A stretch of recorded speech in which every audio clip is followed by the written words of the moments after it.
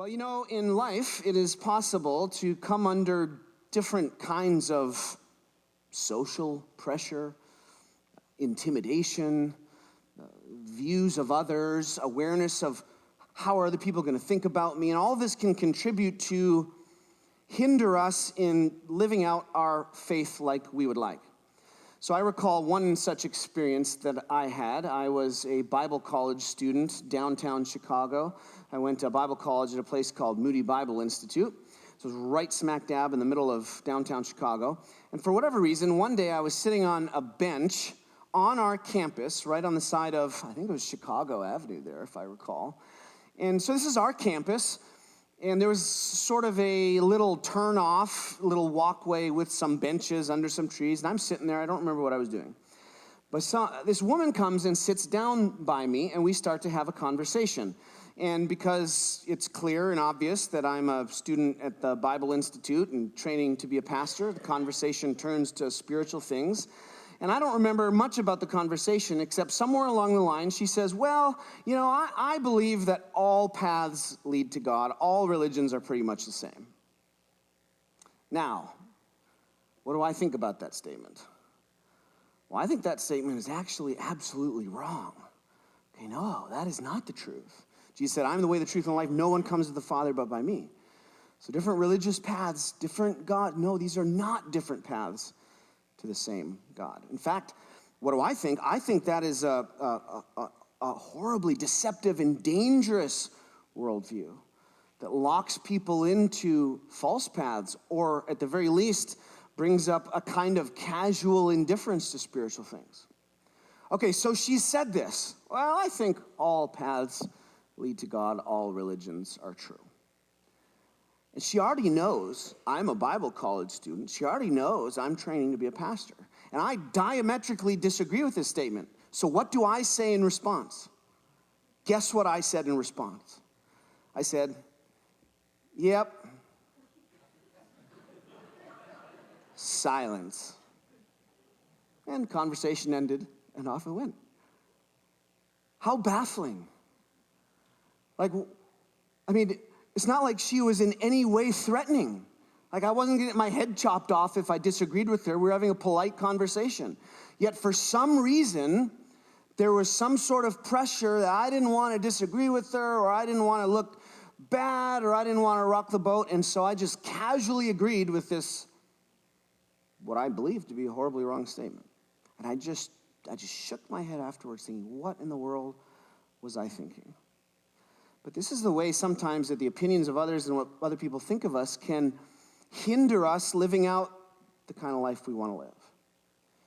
Well, today in the Gospel of John, we're going to see two figures moving from a kind of fear about issues far more serious to courage as they follow Christ more faithfully. So let's consider these themes as we look at our passage, which today is John 19:38 verses 52. We're continuing the story in the Gospel of John, and what has just happened a few weeks ago in our last passage, Jesus has died on the cross. And so here we find ourselves immediately in the aftermath of Jesus' death. So let's have a look at this passage, and particularly these two figures. Well, we gave you an outline. There's a paper one in your bulletin. Otherwise, there's a digital outline online you can look at as we consider this passage. So here's part one of 3 today. Call this From Fear to Boldness. Exactly the opposite of what I did that day. Look at verse 38. Jesus is dead. We get this. Later, Joseph of Arimathea asked Pilate for the body of Jesus. So out of the nowhere, we get this character named Joseph of Arimathea. And he's introduced into the story almost like John is assuming his readers know who this is. Oh, Joseph of Arimathea comes and asks for the body. And actually, John is probably, in fact, assuming, yes, that his readers know who this is, because to a large degree, John's readers are Christians, and they surely know the story of Jesus' death. And apparently, John understands that they know who this figure is. And in fact, Joseph of Arimathea shows up in all 4 Gospels in this context. So here is a familiar part of the story for John's original readers, at least those who were Christians. But in this story, the figure comes out of nowhere. Notice he asked Pilate for the body of Jesus. You may recall, if you were here a few weeks ago, standard Roman practice for crucifixion was you either take them down after a while, throw them in a mass grave, or particularly people executed for sedition, you just left them on the cross and they rotted away. Birds would come and eat them. Eventually the bones would fall down. Dogs would eat you. Well, this was not typically done in Israel because of a command that God had given in the Old Testament law about bodies not being left on display. It was standard practice in Israel for even the victims of crucifixion to be taken down and to be buried. Presumably someone would have done this, but here we have Joseph of Arimathea coming to Pilate and asking for the body of Jesus to bury him. Now that is a bold move. Why? Well, that's sort of a statement of friendship to a man who was just executed for being a false king. And who is Joseph going to ask for this body? He's going right to Pilate, the Roman governor of the province of Judea. So this is a bit of a risky move. This is a bold move. This is a sticking out your neck, showing some kind of allegiance with an executed criminal. A traitor. Look what Mark's gospel tells us in 1543 about Joseph. Joseph of Arimathea, a prominent member of the council, who was himself waiting for the kingdom of God, went boldly to Pilate. So we're told that Joseph here in Mark's gospel is a prominent member of the council. What council? Well, this would be what is called the Sanhedrin, the ruling council of the Jewish people. Okay, so notice on one hand, Joseph is sort of an elite figure. He's got some political clout and influence. This is probably why he has access to Pilate. But at the same time, notice this means Joseph actually has quite a bit to lose here. Here's a prominent person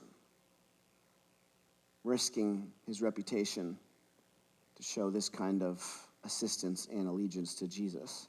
And so Mark says this was done boldly. Well, let's talk about names in the Gospels a little bit.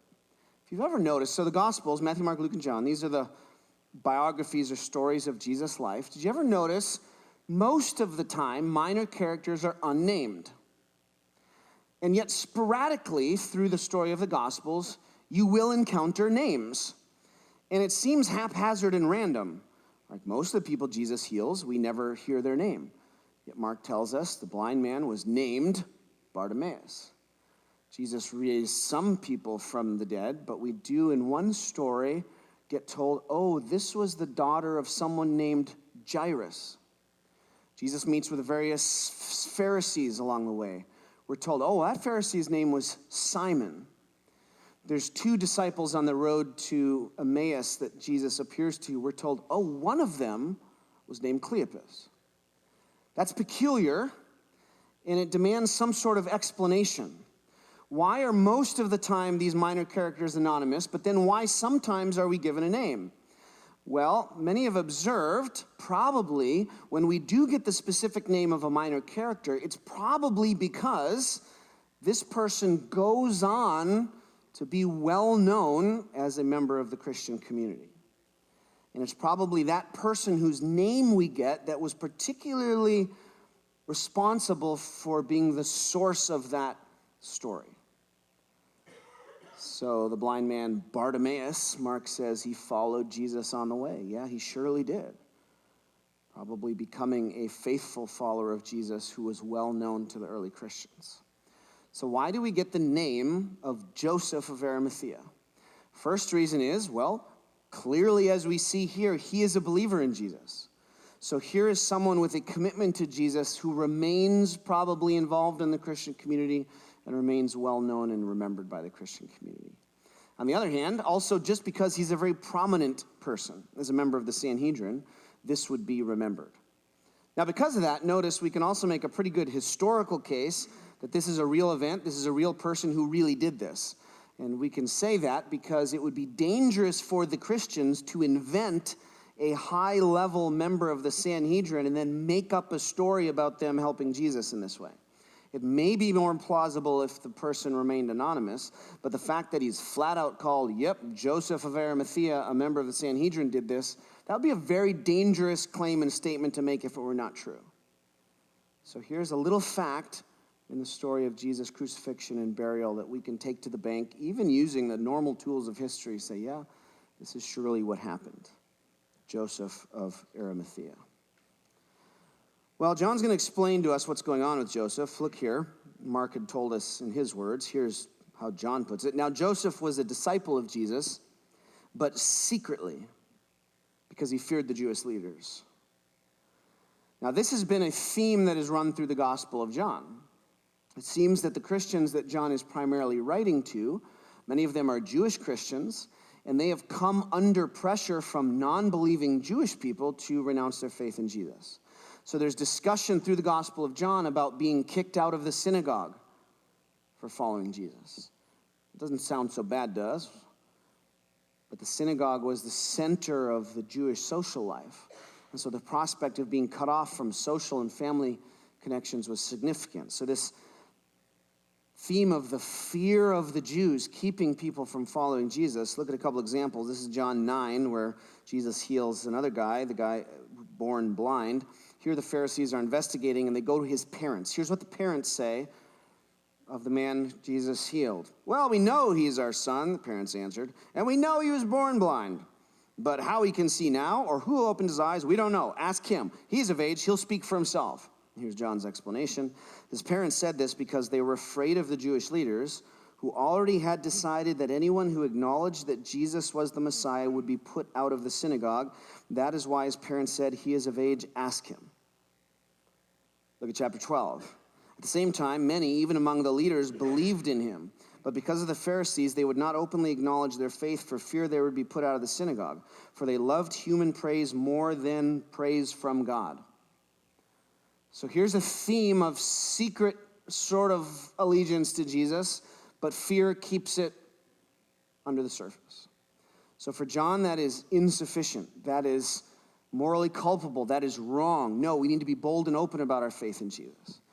But notice, loving the praise of people more than men, that's must have been what was going on in my heart in that conversation with that very scary middle-aged woman who confronted me so brutally with that casual comment and utterly subdued me in the face of such persecution.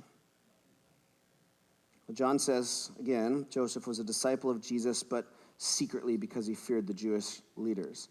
But look what happens. Back up to verse 38 again. Joseph of Arimathea asked Pilate for the body of Jesus. Go back to the bottom of that verse. With Pilate's permission, he came and took the body away. So what are we watching happen there? What's going on? Well, that is Joseph setting aside that fear, saying, I now don't care what people think. Joseph boldly goes directly to Pilate and says, let me take his body. So here is Joseph overcoming whatever that fear was, and now, when it appears too late, now he enacts this act of allegiance and loyalty to Jesus. In the ancient world, it was considered a horrible fate to be unburied. I mean, later on in the spread of Christianity, this became a reason that people became Christians, because we bury each other. There were clubs in the ancient world that you could pay money to join that were funerary clubs. So you join the club and the club will make sure you get buried. Because it was considered an awful fate to be unburied. Why? If your body gets thrown there, if you don't get buried, what happens? You bloat, you rot, you stink, your juices run out. People see it, people smell you, animals eat you. This was considered horribly dishonorable. So to be properly buried was of great importance in the ancient world. And so we see Joseph stepping up to do this service for Jesus. So what changed for him? Well, we're not explicitly told, but we can infer it's Jesus' death. Joseph either became aware of it or somehow saw it, and whatever he saw or whatever he learned there galvanized him, strengthened his faith in Jesus, and now we see this public commitment of loyalty. Well, look at part 2. Call this From Darkness to Light. Here we get a second figure stepping onto the scene. Verse 39, he was accompanied by Nicodemus, the man who earlier had visited Jesus at night. So here's a character we only get in the Gospel of John. This is the third time we've now met him in the Gospel of John. Here's the first time. I put it on the back of your outline down at the bottom, or you can scroll down there. This is John 3. Here's how this character is first introduced back there in chapter 3. John wrote, "Now there was a Pharisee, a man named Nicodemus, who was a member of the Jewish ruling council." So notice he would be an acquaintance and associate of Joseph of Arimathea. Verse 2 of chapter 3, he came to Jesus at night. So you'll recall, probably, Nicodemus comes and Jesus has this conversation with him. Nicodemus is like, "We know you're a teacher of Israel. We know you're from God." And Jesus says, "You must be born again to enter the kingdom of heaven." And we get this whole discussion. Well, notice how John intros Nicodemus, saying he came to him at night. Well, what's the significance of that? Well, one, probably on the human earthly level, Nicodemus comes to see Jesus at night. Probably why? He's a Pharisee, prominent Pharisee. Probably wants to keep this on the DL. He's got some admiration for Jesus. He's got some questions for Jesus. He wants to talk to him. Yet he kind of comes sneaking in so nobody will know. So there's a subtlety, there's a sort of hiding himself when he comes to Jesus at night. But John loves double meaning. There's often an earthly statement that is true on a normal level, but rings at a second level with a kind of double meaning. And that's surely operative here because John loves the themes of light and darkness. So think about when Satan enters into Judas in the upper room. Judas leaves, and remember John makes the comment, "And it was night," meaning the hour of darkness and evil. So when John tells us that Nicodemus comes to Jesus at night, this is probably also John's way of saying Nicodemus is in a state of spiritual darkness at this point. And he seems thoroughly confused by his conversation with Jesus. Well, we meet Nicodemus again in chapter 7, also on your outline. So this is when some soldiers have been sent to arrest Jesus. They come and report back to the Pharisees and other leaders, and Nicodemus is there. Listen, finally the temple guards went back to the chief priests and the Pharisees, who asked him, "Why didn't you bring him in?" "No one ever spoke the way this man does," the guards replied. "You mean he's deceived you also?" the Pharisees retorted. "Have any of the rulers or of the Pharisees believed in him?" "No, but this mob that knows nothing of the law, there's a curse on them." While standing in the room is Nicodemus. Nicodemus, notice, who had gone to Jesus earlier and who was one of their own number, asked, "Does our law condemn a man without first hearing him to find out what he's been doing?" They replied, "Are you from Galilee too? Look into it, you'll find that no prophet comes from Galilee." So Nicodemus pops into the camera a little bit there. What's he doing? Notice he's not coming out and saying, "I believe in Jesus." But what we do see there is a small little feeble step of, wait a minute, guys, should we really be doing this? A sort of testing the waters, an attempted little defense of Jesus. So we see that these seeds of this conversation that Jesus has with Nicodemus back in chapter 3 have taken root, and Nicodemus is thinking of these things. He's growing in appreciation and loyalty to Jesus. Well, then we get our passage here in chapter 19. Look at verse 39 again. He was accompanied by Nicodemus, the man who had earlier visited Jesus at night. Notice again, John reminds us, remember, that was at night. Well, what's Nicodemus doing? Well, it's no longer night.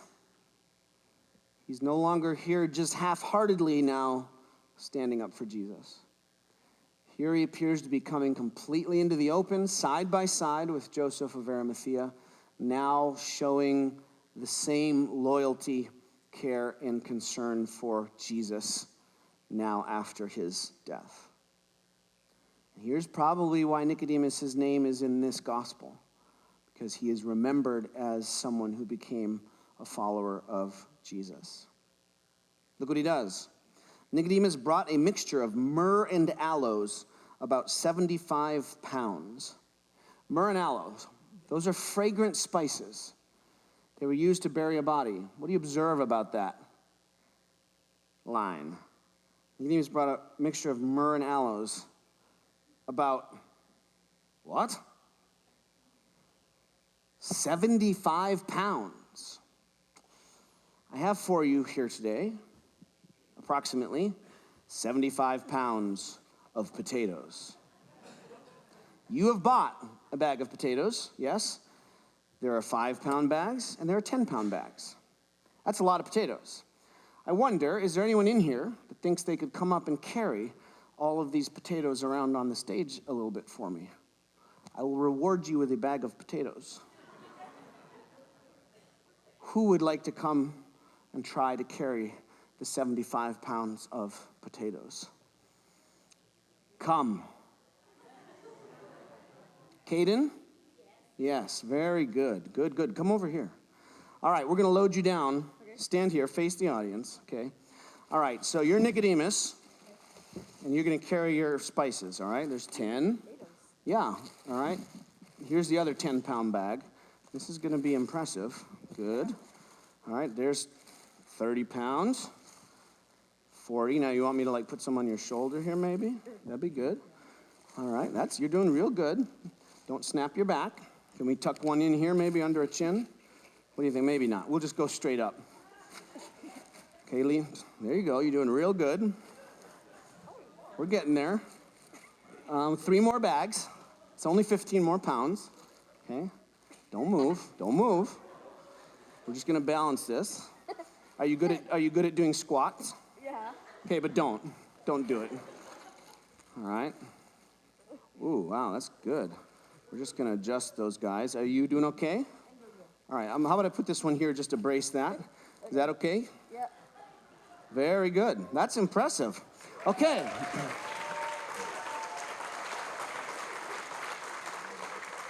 Now, does that feel like a lot of weight? Oh, yeah. Yeah. Okay. Well done. I'm going to help you out there, all right? So, look, we've arrived at the tomb. We're going to unload the spices, okay?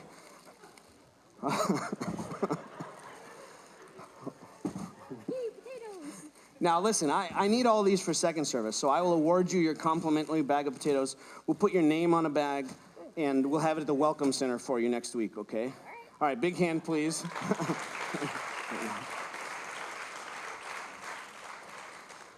Now, I do that just to make the point, that is a shocking amount of potatoes. I mean, I was getting some odd looks in Walmart last night.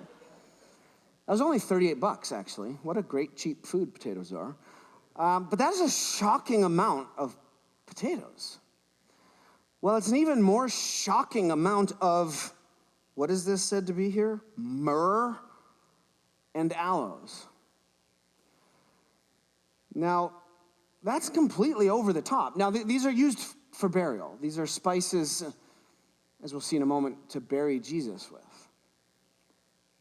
75 pounds? So people have run the numbers on this, and some have calculated the price tag here is about 30,000 denarii being a day's work. So that comes in between $1.5 to $3 million worth of spices. Nicodemus. So we do have reports from the ancient world of people being buried with similar amounts of such things, but they're important people, they're royal figures, they're kings. Of course, that's the point here. This is a kingly burial. This is a kingly gift. And so notice this Nicodemus, whoever he is, he's filthy rich.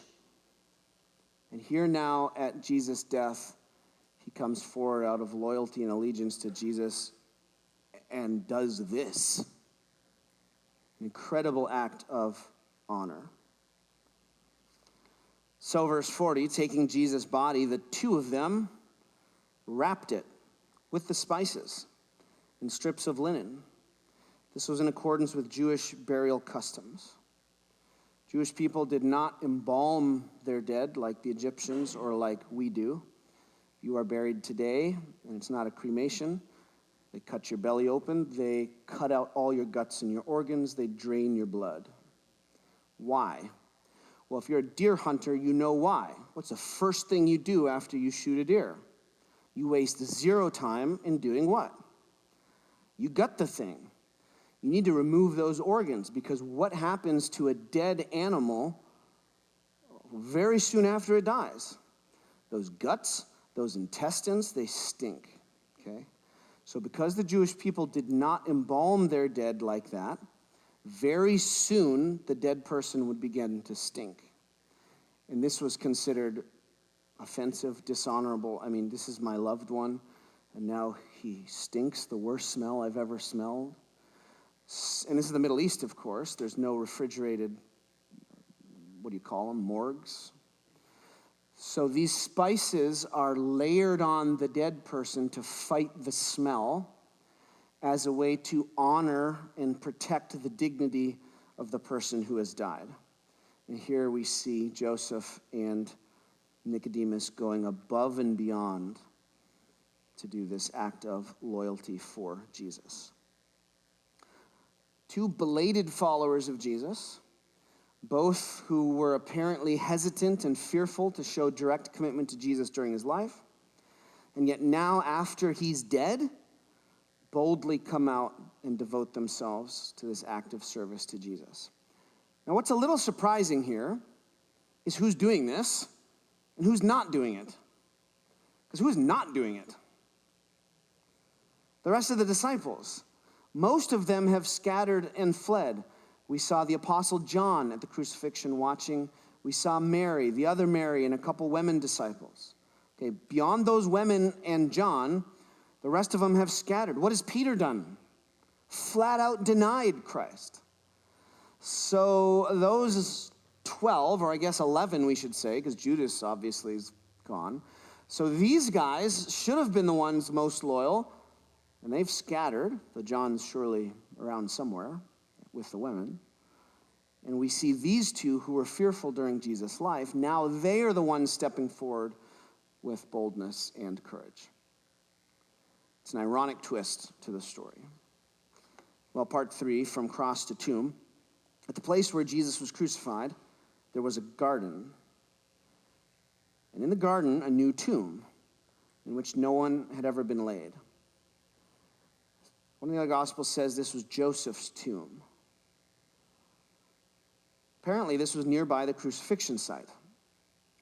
People were crucified outside the city walls. And dead were buried by the Jews outside the city walls. So it's probably by a key road just outside Jerusalem. This tomb would have been cut into the rock. It would have been a cave of sorts. In the 4th century, the Emperor Constantine becomes a Christian. And so his mother comes to Jerusalem. She wants to honor and commemorate Christian holy sites. And so she asks the local Christians, where is the burial site of Jesus? And they're like, it's right there. Well, a Roman emperor, because of that, Hadrian, I think, was his name, he had built a pagan temple to the goddess Venus right over the spot. So Constantine's mother tore down the temple, ordered it removed. Eusebius writes about this in the 4th century. He's like, all right, start digging. And they dug down. And Eusebius is like, and Constantine ordered that even the dirt that had been despoiled with the sacrifice to demons be removed to a far distance. And they dig down, and sure enough, there is a burial cave. And so we get a church built over it. Today it is called the Church of the Holy Sepulchre. Here's a picture of some Christians there at a festival. Anybody been there to see it? Yep, a couple of you. This is most likely the spot. And while about 1,000 years ago there was a bad Muslim ruler, there were good Muslim rulers of Jerusalem that kind of protected the site, but one of the bad ones cut it away and destroyed most of the actual tomb. But archaeological studies have found there are 1st century tombs right there.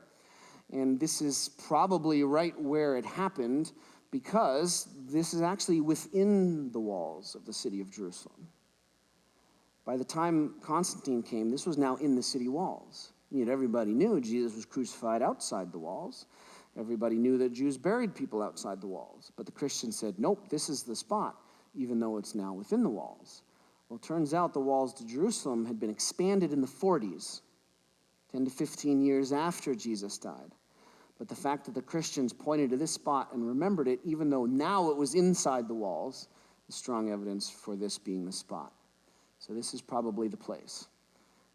I read that this was a limestone quarry in the 1st century BC, got filled in, garden site. And again, there's other first century tombs dug into the rock here. Here Jesus gets buried. Verse 42, because it was the Jewish day of preparation, and since the tomb was nearby, they laid Jesus there. Day of preparation means Friday. Day of preparation for the Sabbath.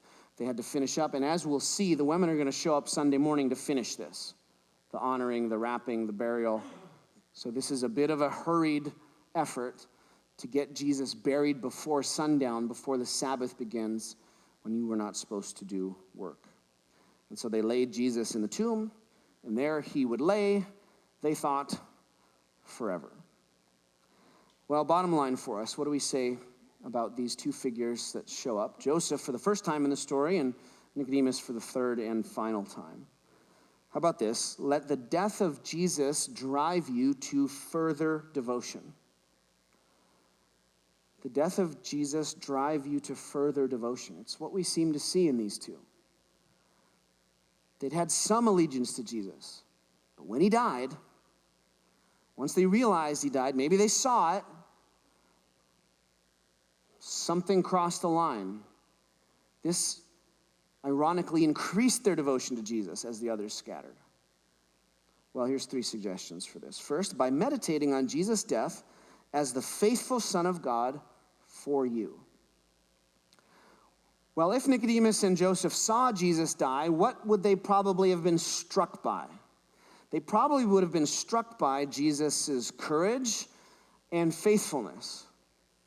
So Jesus goes to his death, as we've seen in John, as an admirable example of courage and martyrdom and faithfulness and turning away even from the opportunities to be set free. So we see Jesus as a powerful example and an admirable figure. So they would have seen that. Of course, you and I also now, as we know what we know about the death of Jesus, this isn't just an admirable, faithful, courageous death. It is one done out of love for you and for me, for us. This is Jesus dying for us in our place. And so it is good for us to meditate on the death of Jesus, meaning what? Focused thinking. And the more we meditate on the death of Christ, both in his example and his act of service for us, this God can use to increase our loyalty, allegiance, and devotion to him. So, secondly, by advancing further on the path of faith and public commitment. Maybe you're already there, full-fledged follower of Jesus. Maybe you're exploring. Maybe you're still considering. Well, if you're somewhere on the journey of still considering, spend time meditating on Christ's death as an example and sacrifice for you. What are those next steps of allegiance and commitment for you? Really, the line we cross when we become a Christian is at baptism. This is the public, open commitment of allegiance to Christ. We're happy to fill the baptismal tub anytime someone wants to be baptized. You let me know. Otherwise, we have a fun opportunity on August 3rd. We have a family. They are not able to come to church very often because they live like an hour away. But 2 of them want to get baptized. They run a resort out past Deer River that way. And so on Monday, August 3rd, me and my family are going out there. 2 of them want to get baptized in the lake. And they said, please invite anybody else in the church who wants to come, hang out for the day at the resort. And if there's anyone else who wants to get baptized, bring them too. So August 3rd, Monday, if you want to take the day off and come out to the resort and be baptized or be part of this family's baptism, let me know. We'd love to have you. Third, then, on the example of Nicodemus, by honoring Jesus with lavish devotion, the dedication of your whole life, reputation, and possessions. So when Jesus dies for us, we accept that. Now we live for him. And so everything we have belongs to him. Jesus says somewhere in the Gospel of Luke, unless a person gives up everything he has, he cannot be my disciple. There it is. If you were to be a follower of Jesus, you give up everything you have. Okay, it doesn't mean you necessarily cash out and give it to the first homeless person you see. But it does mean if you're a follower of Jesus, your life, your time, your effort, your energy, your possessions are no longer yours. All you have belongs to Christ. That's the trade. You give up everything to gain everything, or you try to hold on to everything, and that means you lose everything. and the choice is ours. Well, today we see in John's gospel the story of Jesus' burial. As these two minor figures on the stage of John's gospel come onto the stage. Joseph for the first time and last time, and Nicodemus for the third and final time, completing his story arc of confusion, increased allegiance to Jesus, and finally this lavish commitment and act of devotion. The bottom line for us, we said, let the death of Jesus drive you to further devotion. Because listen, pressure from others, fear, what other people are going to think, this can keep us from all sorts of things in life. And it is a particular threat for us, for whatever reason, on the path of following Jesus. Like me sitting on the bench outside my Bible college that day. Oh, I think all roads lead to God. Yep. Even as I was saying it, I knew, I'm like, I should say something.